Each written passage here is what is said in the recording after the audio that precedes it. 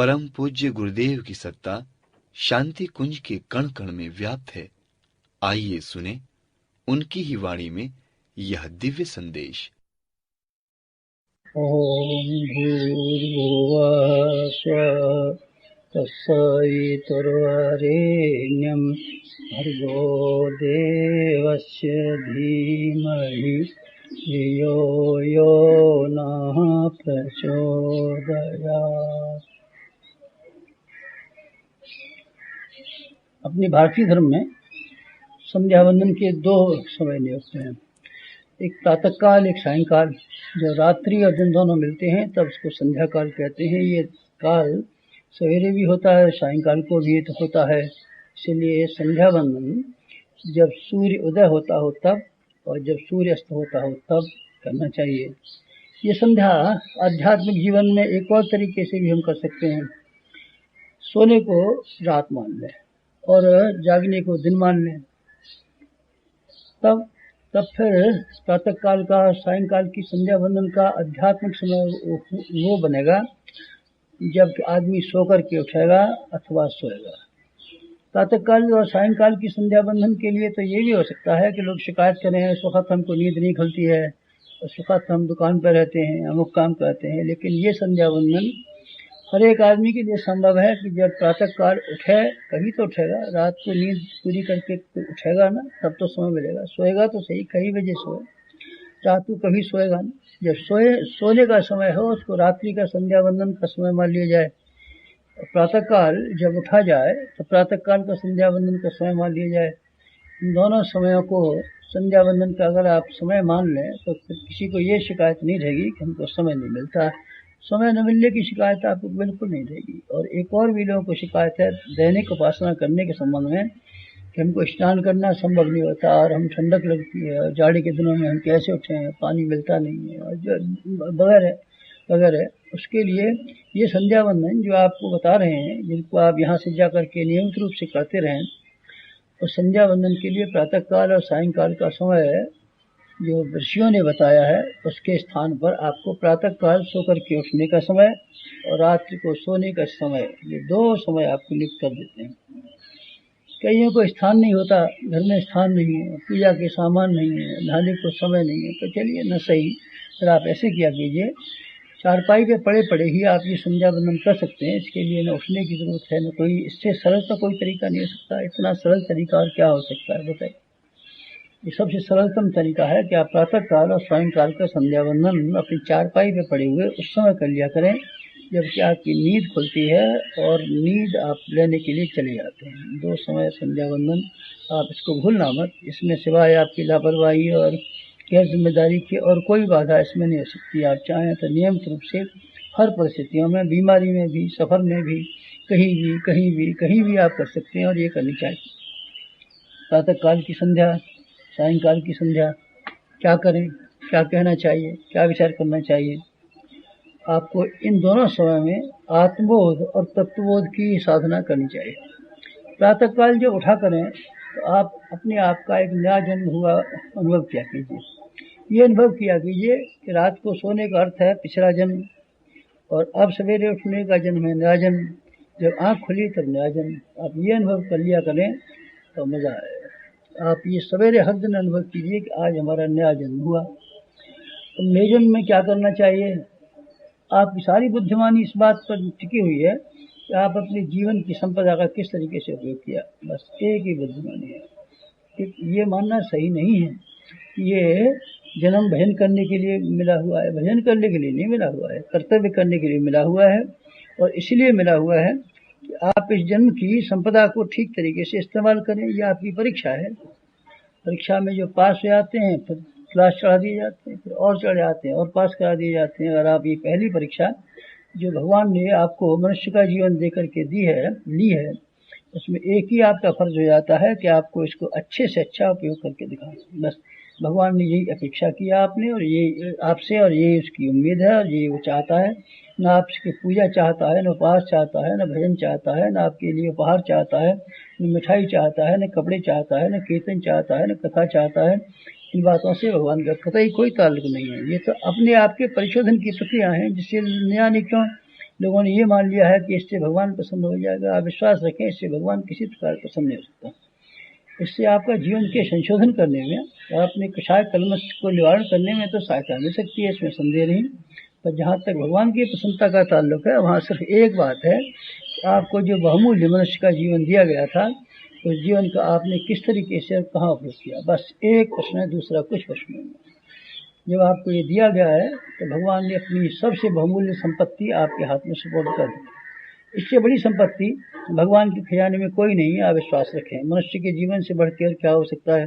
आप दूसरे प्राणियों पर नजर डालिए ना, सब बेचारे किस तरीके से, कोई नंगा फिर रहा है, किसी को खाने का ठिकाना नहीं है, कोई कहीं न बोल सकता है न लिख सकता है। आपको सारी सुविधाओं से भरा हुआ जीवन आपने सिर्फ इसलिए दिया है कि आप इसका अच्छे से अच्छा उपयोग करके दिखाएं। क्या अच्छा उपयोग बन सकता है? दो ही अच्छे उपयोग हैं। एक तो आप स्वयं में अपने आप को ऐसा बनाएं जिसको कि आदर्श कहा जा सकता हो। दूसरों के सामने आपका उदाहरण इस तरीके से पेश होना चाहिए जिसको देख करके दूसरे आदमियों को प्रकाश मिले, रोशनी मिले, आप पीछे चलने का मौका मिले और आपकी अंतरात्मा कषाय कलमश से परिशोधन करती हुई और साफ और स्वच्छ बनती चली जाए। ये आपका स्वार्थ है। परमार्थ आपका ये है कि ये भगवान की विश्व वाटिका जिसमें आपको काम करने के लिए भेजा गया हुआ है, एक अच्छे माली की तरीके से काम करें। भगवान को सहायकों की ज़रूरत है, साथियों की ज़रूरत है, इंजीनियरों की ज़रूरत है, ताकि इसके इतने बड़े बगीचे, इतने बड़े कारखाने का सुव्यवस्था करने में हाथ बढ़ा सकें। आपको हाथ बटाने के लिए पैदा किया गया है, खुशामदें करने के लिए नहीं, नाक रगड़ने के लिए नहीं, चापलूसी करने के लिए नहीं, चमचागिरी करने के लिए नहीं, मिठाई उपहार भेंट करने के लिए नहीं पैदा किया गया है। आपको सिर्फ इसलिए पैदा किया गया है कि आप बेहतरीन जिंदगी जिए। इसके लिए क्या करना चाहिए? आमतौर से आदमी भूल जाते हैं, ये काम की बातें सब भूल जाते हैं, बेकार की बातें, बेवकूफ़ी की बातें सब याद रखते हैं। आपको सवेरे उठते ही ये ध्यान करना चाहिए, प्रातःकाल चारपाई पे पड़े पड़े आज हमारा नया जन्म हुआ और हमको इतनी बड़ी कीमत मिली, संपत्ति मिली, इसकी तुलना में और किसी प्राणी को कोई चीज़ नहीं मिला है। आप अपने आप को सौभाग्यवान अनुभव कीजिए, भाग्यशाली अनुभव कीजिए। ये अनुभव कीजिए हमारे बराबर भाग्यवान कोई नहीं है। अभावों की बात, कठिनाइयों की बात, चिंता की बात आप सोचते रहते हैं। ये क्यों नहीं सोचते? इतना बड़ा मनुष्य का जीवन भगवान ने आपको दे दिया और इतने आप बड़े सौभाग्यशाली हैं। आप सौभाग्य को सराहें, लेकिन साथ साथ में सराहना के साथ साथ में एक और बात भी ध्यान रखें। ऐसी स्कीम बनाएं, योजना बनाएं जिससे इस जीवन का अच्छे से अच्छा उपयोग करना संभव हो सके। ये प्रयोग एक दिन के जीवन से करना चाहिए। एक दिन, जिस दिन आप सो करके उठें उसी दिन ये रखिए कि बस एक ही दिन हमारे लिए ज़िंदगी का है और इस आज के दिन को हम अच्छे से अच्छा बना करके दिखाएंगे। बस इतना बात कर लें कि आप इसी क्रम को रोज़ रोज़ अपनाते हुए सारी ज़िंदगी को भी अच्छा बना सकते हैं।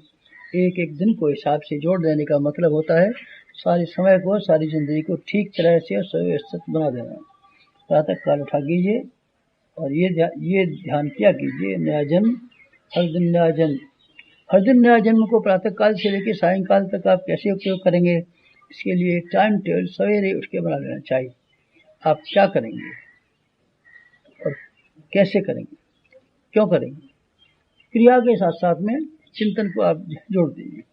चिंतन और क्रिया को दोनों को जोड़ देते हैं तो एक समग्र बात बन जाती है।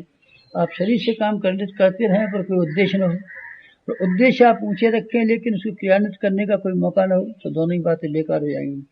इसलिए आप सवेरे उठते ही जहाँ अपने जीवन को सराहें, चाहे मनुष्य के जीवन पर गर्व गौरव अनुभव करें, वहाँ एक और बात साथ साथ चालू कर दें।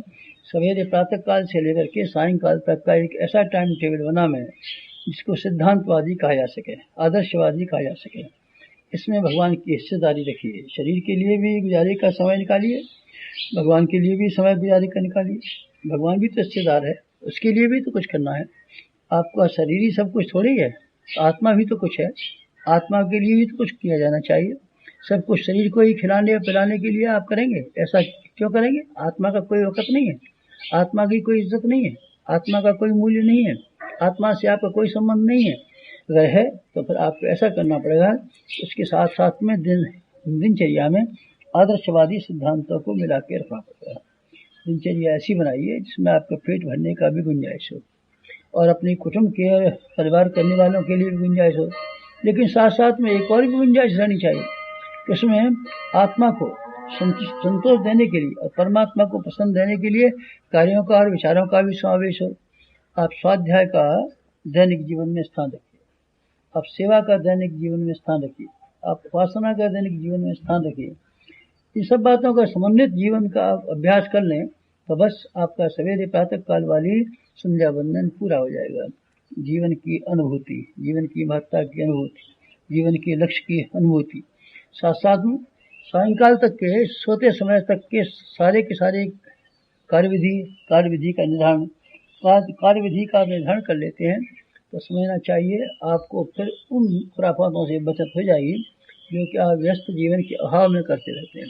जो आदमी व्यस्त है वो आदमी एक निर्धारित लक्ष्य में रह जाता है। जो आदमी खाली है, शरीर से खाली है, उसका दिमाग खाली होगा। दिमाग खाली होना शैतान की दुकान, इसलिए शैतान की दुकान आपका दिमाग न होने पावे और आपका शरीर खाली होने की वजह से दुष्प्रवृत्तियों में न लगने पावे, इसलिए बहुत अधिक आवश्यक है कि आप व्यस्तता का भरा हुआ टाइम टेबल और कार्यक्रम सवेरे बना लें, उस पर चलें। न केवल बना लें बल्कि ये भी ध्यान रखें हर समय कि जो सवेरे कार्य पद्धति बनाई गई थी वो ठीक तरीके से पूरी होती है कि नहीं। विश्राम भी रखें, ये कोई नहीं कहता विश्राम नहीं रखना चाहिए, लेकिन विश्राम भी एक समय से होना चाहिए, टाइम से होना चाहिए, विधि से होना चाहिए। चाहे जब जरा सा काम किया फिर विश्राम, जरा सा काम किया फिर विश्राम, फिर ऐसे काम होते हैं क्या? काम करने की शैली कर्मयोग को अगर आप अपनी ज्ञान योग में मिला दें, संध्या वंदन में मिला दें और सारे के सारे दिनचर्या को आप भगवान का सौंपा हुआ कर्म मान के चलें, फिर बस समझिए आपकी प्रातः काल की संध्या पूर्ण हो गई। अब सायंकाल की संध्या का नंबर आ गया। आप सायंकाल की संध्या उस समय किया कीजिए जब आप रात को सोया करें। कभी तो सोएंगे, 6 बजे भी सोना, 9 बजे सोएं तो क्या, और 12 बजे सोएं तो क्या, कहीं सोएं, आखिर सोना तो है ही। आप जब सोएंगे तो ये बात भी सही है कि आप नींद की गोदी में अकेले जाएंगे। ठीक है, बच्चे गोदी बगल में सोते हो तो क्या, कोई और आपके बगल में सोता हो तो क्या, पर नींद तो आपको अकेले को आएगी ना, दो को तो एक साथ नहीं आ सकती। आप सवेरे उठेंगे तो अकेले उठेंगे ना, दो तो एक साथ नहीं उठ सकते। ये आपका एकांत जीवन है। सायंकाल को सोते समय आप उस एकांत जीवन में इस तरह के विचार किया कीजिए कि हमारे जीवन का अब समाप्ति का समय आ गया, अंत आ गया। अंत को लोग भूल जाते हैं, आदि को भी भूल जाते हैं और अंत को भी भूल जाते हैं, बस मध्य में उलझे रहते हैं। आज ये था कि मनुष्य का जन्म का सौभाग्य, उसके जीवन को ठीक तरीके से उपयोग करने का निर्धारण ये था, आज भूल गए। और अंत वो है जिसमें भगवान के दरवाजे पर जाना ही पड़ेगा, भगवान की कचहरी में आपको पेश होना ही होना पड़ेगा, इससे कोई बचत नहीं हो सकती। आपको भी दूसरों की तरीके से मरना ही पड़ेगा, मरना ही चाहिए। ये हो ही नहीं सकता कि आपके मरने का कोई दिन ना आए, जरूर आएगा, आप जरूर आएगा, निश्चित रखिए।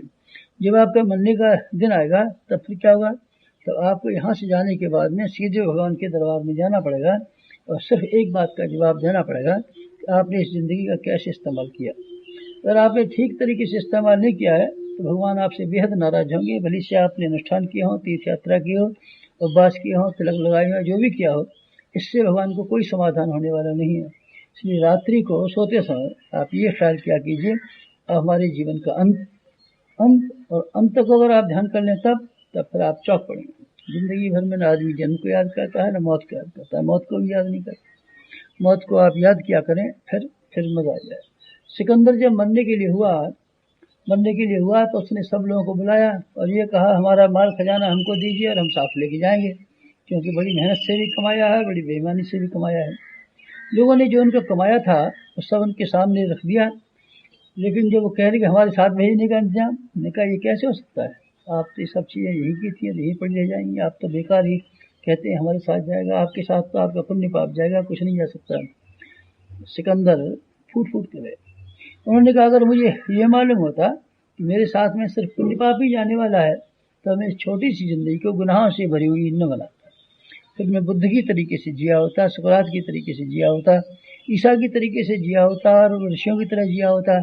फिर मैंने क्यों ऐसी गलती कर डाली, संपदा को जो मुझे जरूरत नहीं थी उसको इकट्ठा करता रहा, ये क्यों करता रहा। मौत को भूल गया। मौत जब उसको याद आई तो उसने बार बार ये कहा, अरे मौत को मत भूलना, मौत को मत भूलना, मौत को मत भूलना। उन्होंने मरते समय सिकंदर ने अपने दोनों हाथ ताबूत से बाहर निकलवाने के लिए कहा, हम जब मरने के लिए जाएं, शमशान घाट में दफनाने के लिए जाएं तो हमारे दोनों हाथ हमारे जनाजे से बाहर निकाल देना, ताकि लोग देखें सिकंदर खाली हाथ आया था, खाली हाथ चला गया। ये वैराग्य शमशान घाट में नहीं बन सकता है। शमशान घाट से और मौत को आपको याद आ जाए तो आप निश्चित रखिए आपको जो ऐसा घिनौना जिंदगी जी रहे हैं आपको कतई जीने की इच्छा नहीं होगी। फिर आप ये कहेंगे इस नया मौके को अच्छे से अच्छा उपयोग क्यों न कर लिया जाए। फिर आप क्या करेंगे, फिर आप अपना टाइम टेबल और अपनी रीति नीति ऐसी बनाएंगे जैसी राजा परीक्षित ने बनाई थी। राजा परीक्षित को मालूम पड़ गया था कि आज से 7वें दिन सांप काट खाएगा। उसने ये निश्चय किया कि इन 7 दिनों को अच्छे से अच्छा उपयोग करेंगे। उसने सुना है, कथा की, अनुष्ठान किया और दूसरे अच्छे पुण्य कर्म किए, इससे फिर उसकी मृत्यु हो गई। 7 दिन हैं तो 7 दिन तो सबको ही सांप काटने वाला है, आपको भी तो 7 दिन नहीं काटेगा। 7 ही तो दिन होते हैं ना। सांप, मौत का सांप इन्हीं में तो काटता है, बाहर कहाँ काटता है। 7वें दिन से 8वां दिन कहाँ है। इसीलिए आप भी राजा परीक्षित की तरीके से ये विचार कर सकते हैं कि हमारी बची हुई जिंदगी जो मौत के दिनों के बीच में बाकी रह गई है, इसको हम अच्छे से अच्छा कैसे उपयोग कर सकते हैं। सायंकाल को आप विचार किया कीजिए, अच्छे से अच्छा उपयोग किया विचार किया कीजिए। प्रातःकाल अच्छे से अच्छा इस्तेमाल करने की विचार किया कीजिए। सायंकाल को दिन भर के कार्यों की समीक्षा किया कीजिए और समीक्षा करने के बाद में जो मालूम पड़ा हम गलती की उसकी आपके लिए धिक्कारिए भी, धमकाइए भी और इस बात के लिए रजामंद कीजिए कि जो कुछ आज गलती रह गई हों, आज जो कमियां रह गई हों वो कल कमी नहीं रहेंगी। कल हम उस कमी को पूरा कर देंगे, कल हम आपको पूरा कर देंगे। बस फिर क्या हो जाएगा, बहुत अच्छा हो जाएगा, बहुत अच्छा हो जाएगा। आप जीवन की रीति नीति को प्रातःकाल जिस तरीके से आपने आज की दिनचर्या का निर्धारण किया था, आज की गलतियों का और आज की सफलताओं का अनुमान लगाते हुए कल की बात की आप तैयारी कर सकते हैं। कल हमको कैसे जीना है, रात को तय कर लीजिए। रात को तय कर लेंगे तो दूसरे दिन आपको सुगमता मिलेगी। एकाएक चिंतन करेंगे तो थोड़ा कठिन पड़ जाएगा। इसलिए हर दिन सोते समय में मौत के मुंह में, मौत की गोद में, नींद की गोद में जाते समय आप ये विचार लेके जाया कीजिए हम संसार से अब चले और भगवान के यहाँ गए। भगवान के यहाँ गए तब क्या करना चाहिए। ऐसी स्थिति में आपका लगाव जितना ज़्यादा होगा उतने ज़्यादा आप कष्ट पाएंगे। आप लगाव ही सबसे ज़्यादा कष्टकारक है। जिम्मेदारियों का निभाना कष्टकारक नहीं है। जिम्मेदारियां तो निभानी चाहिए आपको। माता के प्रति निभाइए, पत्नी के प्रति निभाइए, बच्चों के प्रति निभाइए, मोहल्ले समाज के लिए सबके प्रति निभाइए, लेकिन लगाव आपको बहुत हैरान कर देगा। ये मेरा ही बच्चा है, अब भगवान का बच्चा है ये क्या नहीं मान सकते। ये हमारी बीवी है, आप यूँ क्यों कहते हैं, यूँ क्यों नहीं कहते भगवान की बेटी है, यूँ कह देंगे तो क्या होगा। आप इस तरीके से आप रात्रि को जब आप सोया करें और आप मौत को याद किया करें तो आप साथ साथ में 2 बातें और भी ध्यान रखा कीजिए। हम खाली हाथ जा रहे हैं, लालच हमारे साथ जाने वाला नहीं है और व्यामोह भी हमारे साथ जाने वाला नहीं है। हर प्राणी अपने संस्कार लेके आया है और अपने संस्कार से चला जाएगा। तो फिर आप उनके मालिक कैसे हुए।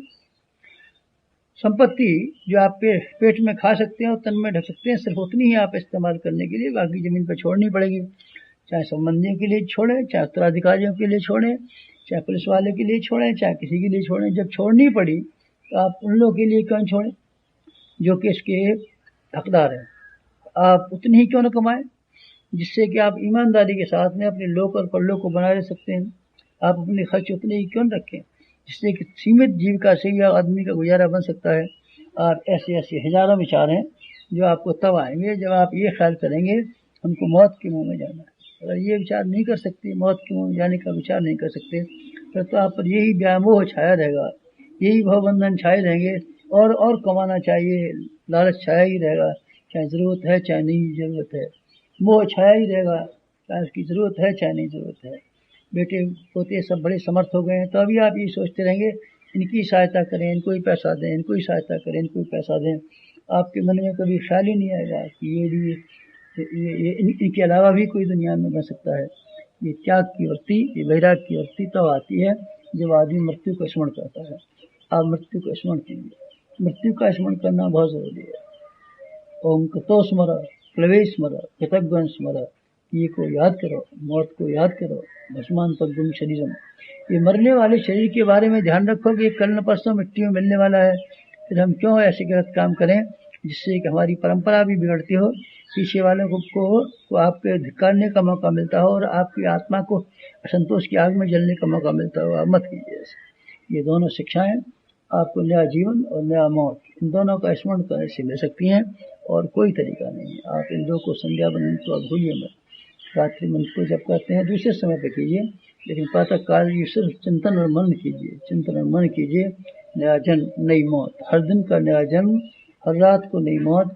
और इन मौत और जिंदगी के झूले में आप झूलते हुए अपनी फर्ज, कर्तव्य, बुद्धिमत्ता के बारे में विचार करेंगे तो आपको ऐसी हजारों बातें समझ पड़ेंगी जिसके आधार पर आपका ये जन्म सार्थक हो सके और आप अध्यात्मवाद के सच्चे अनुयायी और उत्तराधिकारी बन सकें। यही कहना था आज आपसे। ओम शांति।